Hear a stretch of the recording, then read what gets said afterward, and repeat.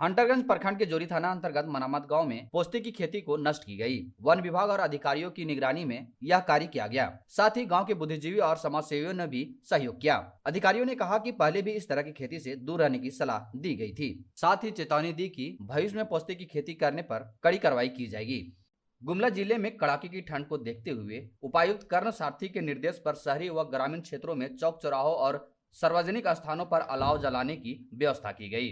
नगर परिषद व अंचल अधिकारी शाम को अलाव जलाकर राहगीरों और स्थानीय लोगों को ठंड से राहत दे रहे हैं। विद्या भारती योजना अंतर्गत गुमला विभाग स्तरीय 2 दिवसीय शिशु वाटिका आचार्य कार्यशाला सुंदरी देवी सरस्वती शिशु विद्या मंदिर लोहरदगा में शुरू हुई। कार्यक्रम का उद्घाटन दीप प्रज्वलित से हुआ।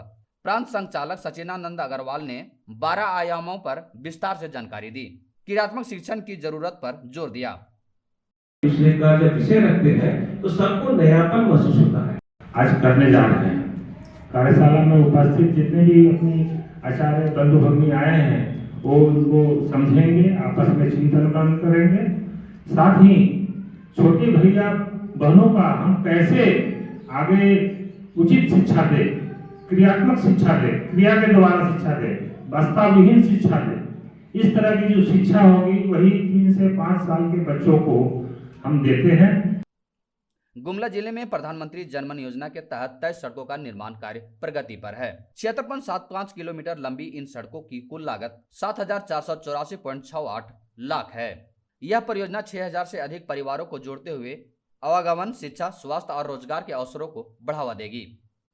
लोहरदगा के सुंदरी देवी सरस्वती शिशु विद्या मंदिर में शनिवार को पर्यावरण रक्षा दिवस मनाया गया। पौधारोपण कर पर्यावरण की रक्षा का संकल्प लिया गया। कार्यक्रम में शशिधर लाल अग्रवाल, उत्तम मुखर्जी, अजय प्रसाद, विजय बहादुर सिंह, संजीव सिन्हा समेत अन्य गणमान्य व्यक्ति उपस्थित थे। गुमला में आयोजित राष्ट्रीय लोक अदालत में 26,977 मामलों का निपटारा किया गया। साथ ही 16.07 करोड़ रुपए का राजस्व संग्रहित किया गया। प्रधान जिला एवं सत्र न्यायाधीश के मार्गदर्शन में कार्यक्रम में मोटर वाहन दुर्घटना मुआवजा राशि के चेक भी वितरित किए गए। लोहरदगा पुलिस ने डकैती की योजना बना रहे 3 अपराधियों शैलेश कुमार साहू, राजेंद्र महली और इमरोज अंसारी को गिरफ्तार किया गया। अपराधियों के पास से 2 लोडेड देसी कट्टा, चोरी की 2 मोटरसाइकिल, 4 मोबाइल फोन और 1 लैपटॉप बरामद हुआ। सभी का आपराधिक इतिहास रहा है। गुप्त सूचना के आधार पर कल रात लोहरदगा जिले के अलग अलग थाना क्षेत्रों में छापेमारी की गई है, जिसमें कुल 3 अभियुक्तों को पकड़ा गया है, जो कि 2 अपराधों में वांछित थे। एक केस लोहरदगा थाने का था, एक केस सिन्हा थाने का था। दोनों ही केसेस में कुछ चीज़ों को लूटा गया था, जिसमें एक सरकारी कर्मचारी का लैपटॉप है, बाइक है, कुछ लोगों का मोबाइल फ़ोन लूटा गया था। तो इसमें 3 व्यक्तियों जिनकी अरेस्टिंग की गई है, तीनों लोहरदगा ज़िले के ही रहने वाले हैं। इनके पास से वो सारी सामग्रियों को बरामद किया गया है और इनके पास से 2 हथियार मिला है। दोनों जो है वो देसी कट्टा है, उसके साथ गोलियां भी बरामद की गई हैं। इनके साथ और कुछ इनके सहयोगी भी हैं, जिनकी गिरफ्तारी के लिए हम लोग लगातार छापेमारी कर रहे हैं।